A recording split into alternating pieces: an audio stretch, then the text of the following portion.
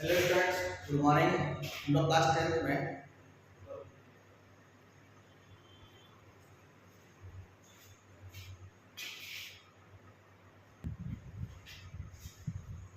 हम लोग स्टार्ट करेंगे क्लास 11th में ट्रायंगल्स।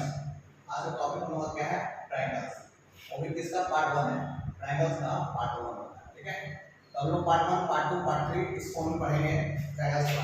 ठीक है, सबसे पहले कुछ बेसिक पॉइंट्स है, जान लीजिए आप। सबसे पहला पॉइंट क्या है? सबसे पहला पॉइंट इसका डायग्राम ये डायग्राम इसका है, ये डायग्राम। अगर इसको ए बोलते हैं, इसको बी बोलते हैं, इसको सी बोलते हैं आप। ठीक है, इसको ए बोलते हैं, इसको बी बोलते हैं, इसको सी बोलते हैं। ये हमारा डायग्राम हो गया है ना। बी पॉइंट इसका दूसरा पॉइंट है नेमिंग जो हमेशा करेंगे, नेमिंग वो हमेशा एंटी क्लॉकवाइज करेंगे। नेमिंग हमेशा जो करेंगे ऑलवेज इन एंटी क्लॉकवाइज। मतलब हमेशा जब नेमिंग करेंगे किसी भी ट्रायंगल का हमेशा उल्टा करेंगे, ऐसे ए बी सी, ना कि ए बी सी ऐसा नहीं करते, हमेशा करते हैं A B C. Number 2 point, number 3 points क्या है? नंबर 3 पॉइंट्स ना, number 2 points, number 3 point, number 2 points, number 3 points. ये पॉइंट्स आपको बस याद करके काम देना आपको। देखिए, कैपिटल ए के सामने जो है उसको स्मॉल ए बोलते हैं, कैपिटल बी के सामने है उसको बी स्मॉल बोलते हैं, कैपिटल सी के सामने है उसको सी बोलते हैं। ठीक है, आपको ये पता होना चाहिए किसी की दो साइड ए प्लस बी, एक साइड ये और एक साइड ये, दोनों को जोड़ेंगे ये हमेशा बड़ा होगा किससे? थर्ड साइड से। सिमिलरली हम कह सकते हैं कि सर बी प्लस सी जो होगा कोई दो साइड वो हमेशा ए से बड़ा होगा। अच्छा, बी प्लस सी कौन है? तो साइड्स का लेंथ। ये ए कौन है? तो बीसी का लेंथ है। बीसी ना लिख के उसको स्मॉल में ए बोलेंगे। ठीक है, उसी तरह से हम लोग अगर ए प्लस सी करेंगे तो ये हमेशा बड़ा होगा बी से। ये याद कर लीजिएगा। Point number 3। पॉइंट नंबर 4 क्या है सर? पॉइंट नंबर 4 है उसी तरह से अगर हम लोग किसी दो साइड का डिफरेंस करेंगे, ए में से बी माइनस करेंगे तो हमें छोटा होगा सी से। उसी तरह से हम लोग बी में से अगर सी माइनस करेंगे छोटा होगा ए से। उसी तरह से हम लोग सी में से ए माइनस करेंगे तो छोटा होगा आंसर में से बी से। ये भी आपको पॉइंट्स 4 नंबर पॉइंट्स याद होना चाहिए आपको। ठीक, अच्छा नंबर 5 पॉइंट्स आप ये पढ़े हैं क्लास 10th में ही कि सर तीनों एंगल का सम, ये एंगल और ये एंगल है ना। तो एंगल ए, देखिए इसको बोलते हैं एंगल ए बोलते हैं। तो angle A plus angle B plus angle C, तीनों का सम जो होता है हमेशा 180 होता है, 180 डिग्री होता है। ठीक है, चलिए पॉइंट नंबर 3 हो गया। पॉइंट नंबर 5 हो गया। पॉइंट नंबर 6 के बारे में बात करते हैं। पॉइंट नंबर 6 के बारे में बात करते हैं।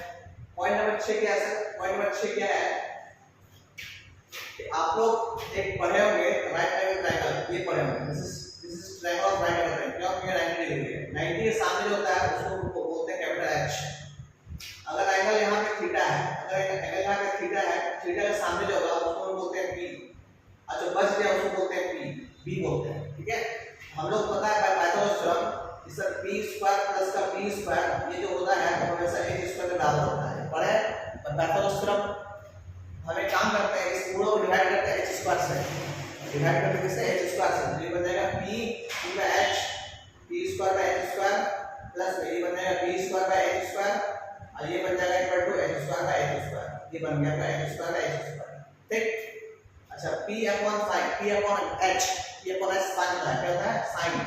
ये बनेगा sin स्क्वायर थीटा, और b अपॉन h ये होता है cos, उसका स्क्वायर cos स्क्वायर थीटा, और h स्क्वायर करके तो 1।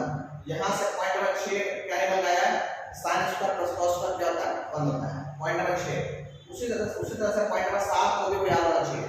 इस तरह 1 प्लस tan स्क्वायर थीटा होता है, 1 प्लस tan स्क्वायर थीटा होता है वो हमेशा होता है sec स्क्वायर थीटा के बराबर होता है। पॉइंट नंबर 8 जो है उनको याद करना है, सब पॉइंट्स है, ये फैक्ट्स है, उनको याद रखना चाहिए।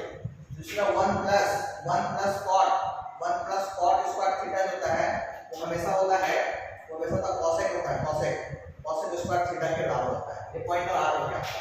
अब आते हैं पॉइंट नंबर 9 के बारे में। पॉइंट नंबर 9 के बारे में आते हैं। पॉइंट नंबर 9, ठीक, पॉइंट नंबर 8 क्या? Point number 9। पॉइंट नंबर 9 में इस चैप्टर में थ्योरम पढ़ना है जिसको बोलते हैं थेल्स थ्योरम। क्या बोलते हैं? Thales theorem. बहुत ही इंपॉर्टेंट थ्योरम है ना। थेल्स थ्योरम का एक और नाम है, इसको बोलते हैं BPT theorem, basic proportionality theorem, BPT theorem, BPT, basic proportional theorem बोलते हैं, BPT theorem, basic proportional theorem बोलते हैं, बीपीटी थ्योरम। ये कहता क्या है कि अगर कोई ट्रायंगल है, ध्यान दीजिएगा प्लीज, है ना। तो देखते हैं आपको दिख रहा है, देख लेते हैं। हाँ दिख रहा है, very good. Basic proportional difference कहता है कि अगर ये ए है, ये बी है और ये सी है, देखिए ये हम लोग का वीडियो 1 है जो किसी बेसिक पे है, ओनली बेसिक। नेक्स्ट वीडियो में क्वेश्चन करेंगे।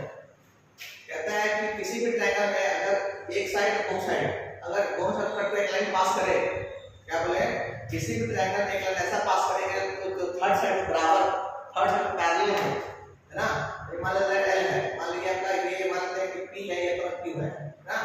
कहता है ना 9th का पहला पॉइंट कहता है इफ में क्या, if L is parallel to BC, अगर है, यहाँ से आप कह सकते हैं, यहाँ से कैसे याद करना है, यहाँ से कह सकते हैं, यहाँ से हाँ मतलब AP अपॉन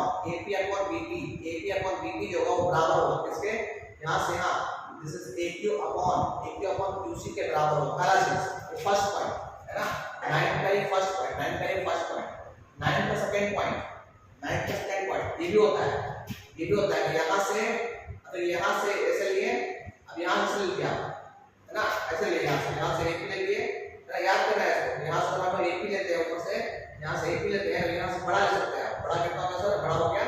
अब इसको ना लेकर हम ये को ले रहे हैं कितना, AB इक्वल टू में क्या सर, इक्वल टू में यहाँ छोटा वाला ये हो गया AQ, बड़ा कितना हो गया, बड़ा हो गया A से लेकर C तक, ये पॉइंट नंबर C हो गया, थ्री स्क्वायर का पॉइंट नंबर C हो गया। आइए पॉइंट नंबर D करते हैं इसका, पॉइंट नंबर 9 में ही बात कर रहे हैं।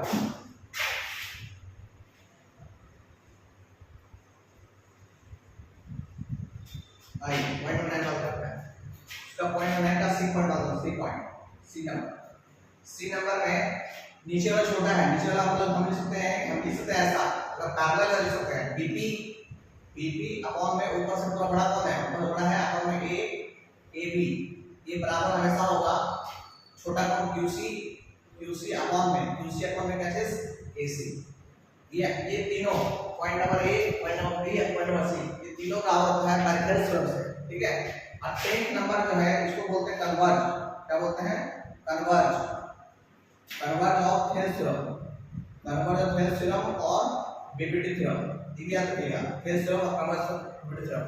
क्या कहता है कि इफ पहला पॉइंट, अगर आप कहते हैं कि सर AB अपॉन इस फिगर से, यहाँ से AB अपॉन PB, क्या PB अगर ये बराबर है, किसके बराबर है, तो AQ अपॉन QC अगर बराबर है, इसका कन्वर्ट से कह सकते हैं, अगर हम लोग यहाँ और यहाँ है, यहाँ से कह सकते हैं कि सर मेरा आपका L जो होगा पैरेलल होगा, किससे पैरेलल होगा, BC के।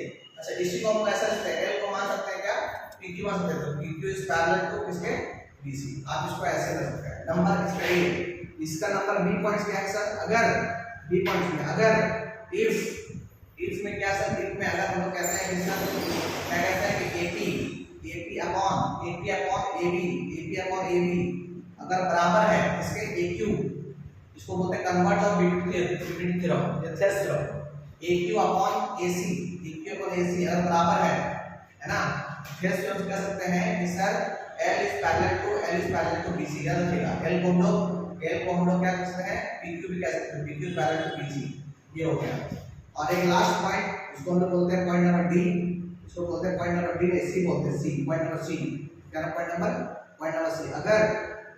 अगर आप कह सकते हैं नीचे वाला कौन, BP अपॉन BP छोटा वाला और बड़ा वाला कौन, AB, ये बराबर है नीचे कौन, QC, आप सीधा से डाल देगा ना, QC अपॉन में कितना AC और बराबर है, this imply what, PQ is parallel to कैसे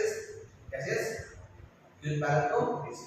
ये कुछ बेसिक पॉइंट्स है ना, जो कि आपको याद होना चाहिए। अगर वो याद है तो हम लोग इस चैप्टर को पढ़ने में हम लोग को कोई दिक्कत नहीं होगा, ठीक है। तो ये लोग बेसिक पार्ट्स हो गया। हम लोग क्या करेंगे नेक्स्ट वीडियो में, इसी क्वेश्चन लाएंगे और सॉल्व करेंगे इस बेसिक ये थ्योरम पे या बेसिक प्रोपोर्शन थ्योरम बेसिस पे क्वेश्चन करेंगे। आज के लिए इतना ही।